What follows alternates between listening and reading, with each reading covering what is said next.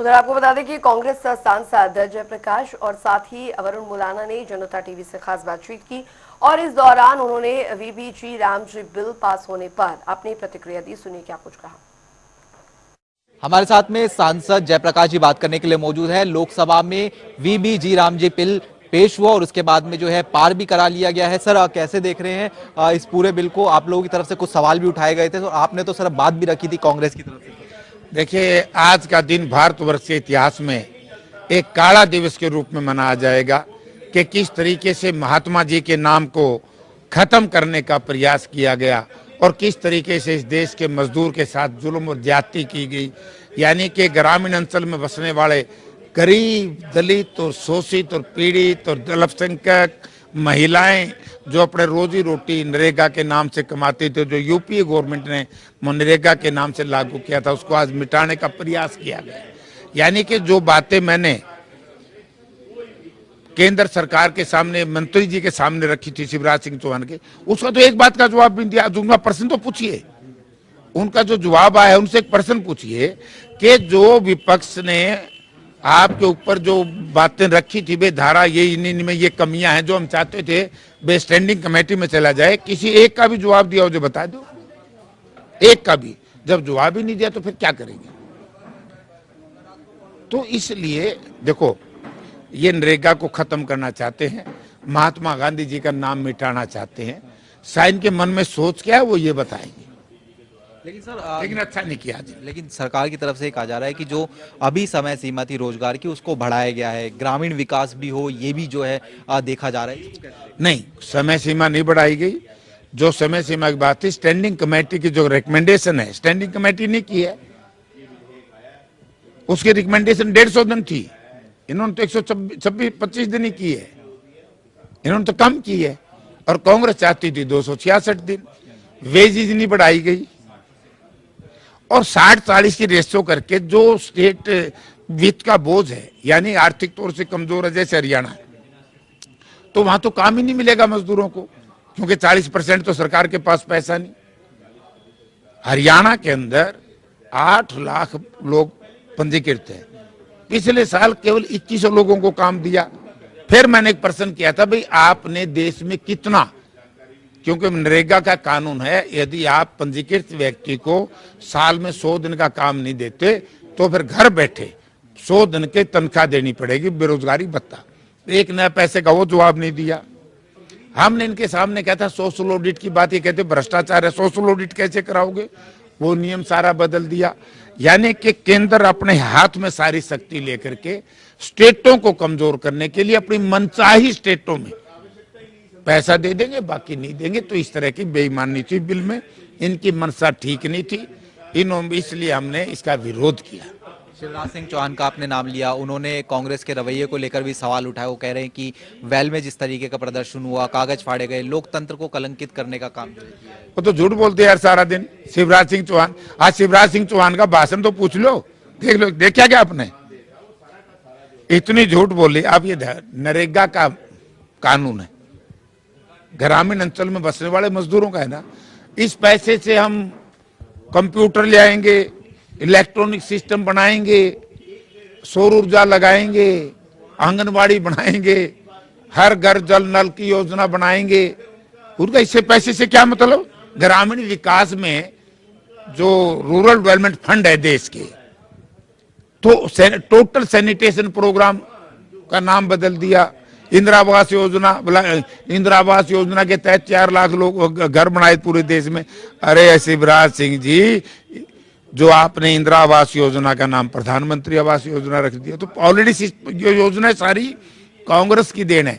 मैं मान जाऊं अगर बीजेपी का एक नेता ये बता दे कि इन्होंने कई योजना, एक भी योजना नहीं चलाई हो।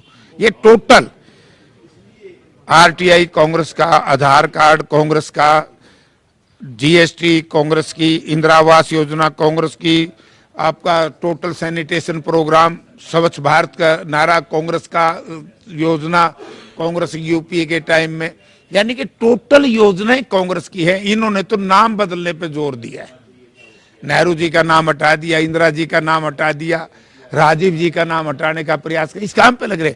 अरे मैं बीजेपी के लोगों से एक बात प्रश्न पूछता हूँ। आज वो कह रहे थे कि भाई इस परिवार की इतनी योजनाएं हैं, इस परिवार ने देश की आजादी के लिए लड़ाई लड़ी है पंडित नेहरू ने, बीजेपी के एक नेता ने लड़ी हो तो बता दो, उनका नाम क्यों रखेंगे भाई? क्या योगदान है बीजेपी के नेताओं का, इनके पूर्वजों का? देश की आजादी में कोई योगदान है?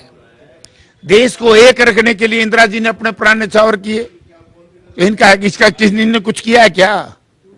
देश की एकता और अखंडता को बनाए रखने के लिए राजीव जी ने अपने प्राण न्यौछावर किए।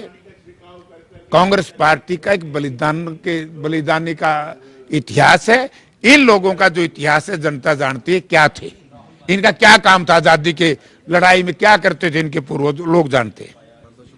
तो हमारे साथ में सांसद जयप्रकाश जी थे, तमाम मसलों को लेकर खास बातचीत कर रहे थे। कैमरा पर्सन सत्येंद्र के साथ स्पर्श शर्मा, जनता टीवी, दिल्ली।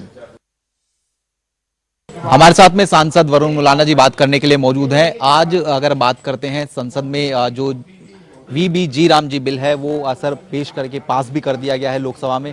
सर कैसे देख रहे हैं? आपकी तरफ से भी जो है प्रश्न जो है लगाया गया था, कैसे आप देख रहे हैं? देखिए, ये बहुत ही मैं कहूँगा आज एक काला दिवस के रूप में देश के इतिहास में जाना जाएगा कि इस प्रकार का जो विधेयक है वो सरकार ने पास किया है बहुमत का दुरुपयोग करके। ये गरीब विरोधी तो है ही है, ग्राम विरोधी भी है। और जो मनरेगा कानून था जो कांग्रेस के समय में 2005 में पारित हुआ था, उससे गरीब को सहारा लगा था, मजदूर को सहारा लगा था और उसका भार राज्य सरकारों पर भी नहीं था। लेकिन इसके माध्यम से राज्य सरकारों के ऊपर भी भार पड़ गया और ये गरीबों के खिलाफ है, क्योंकि राज्य सरकारें तो अभी भी कुछ नहीं कर रही। जैसे मैंने बताया कि मैंने हरियाणा को लेकर मनरेगा के ऊपर प्रश्न लगा के पूछा था कि जो सक्रिय श्रमिक हैं उनकी संख्या कितनी है और उनमें से कितनों को 100 दिन का रोजगार दिया गया। तो जानकारी ये प्राप्त होती है कि 8 लाख से ज्यादा हरियाणा के अंदर सक्रिय श्रमिक हैं और उनमें से केवल 2100 को जो है 100 दिन का रोजगार दिया गया। और प्रावधान ये है कि जिनको 100 दिन का रोजगार नहीं मिलेगा उन्हें जो है बेरोजगारी भत्ता दिया जाएगा। पिछले 5 सालों में हरियाणा सरकार ने एक भी मजदूर को ये भत्ता नहीं दिया। तो ये तो इनके हालात हैं और आपको पता है हरियाणा का भी कितना जो है कर्जा बढ़ता जा रहा है। तो ये जो 40% भार पड़ेगा सभी राज्यों पे और उसमें हरियाणा शामिल है, ये देंगे कहां से? इनके पास तो है ही नहीं, पहले ही नहीं है। और जो हमारी स्टैंडिंग कमेटी थी रूरल डेवलपमेंट पे, उन्होंने कहा, उनकी एक ये सिफारिश थी कि भाई 150 दिन किया जाए मनरेगा के अंदर, जो मजदूरी के दिन हैं वो बढ़ाकर 150 दिन किए जाए। इन्होंने वो भी नहीं मानी। ये 2024 की रिपोर्ट थी, इनको जो है ये उसको भी जो है 125 कर दिया, घटाया है, बढ़ाया नहीं। लेकिन सर जो मौजूदा जो समय सीमा है उससे तो बढ़ाया गया है। सरकार का इस तरीके का जो तर्क है वो देखने को मिलता हुआ नजर आता है। और उसके साथ साथ जो ग्रामीण क्षेत्र है उसका भी विकास हो, इसको लेकर भी सरकार ये कह रही है कि इसलिए जो है ये बिल जो है लाए।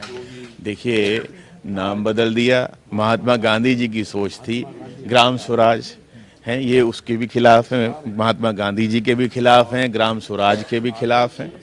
और आप कह रहे हैं बढ़ाया, 100 दिन का पूरा जो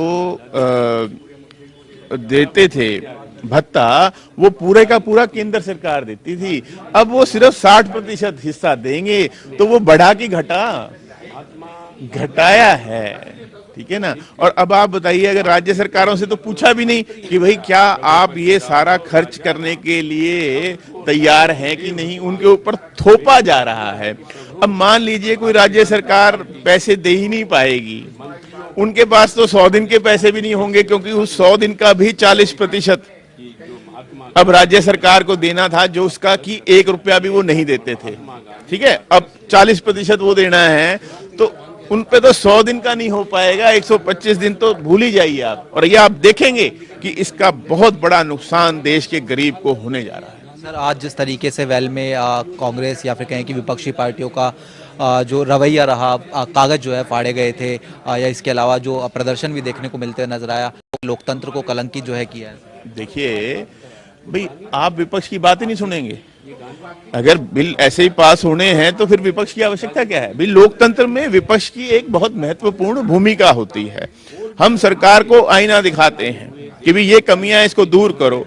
जब ये मांग रखी गई और सभी विपक्षी दलों की तरफ से ये मांग रखी गई भी इस विधेयक को स्टैंडिंग कमेटी को भेज दिया जाए, क्यों नहीं भेजते, क्यों नहीं सुनते? और जितने भी प्रश्न, जितनी भी बातें रखी गई, कल जो है लगभग 1:30 बजे तक सत्र चला है लोकसभा का, जितनी भी बातें रखी गई आप देख लीजिए, एक भी सदस्य की बात का जवाब जो है मंत्री जी द्वारा दिया गया और शिवराज जी के द्वारा, एक भी जो बातें रखी गई, एक का भी जवाब मंत्री जी द्वारा नहीं दिया गया, क्योंकि उनके पास कोई जवाब ही नहीं है।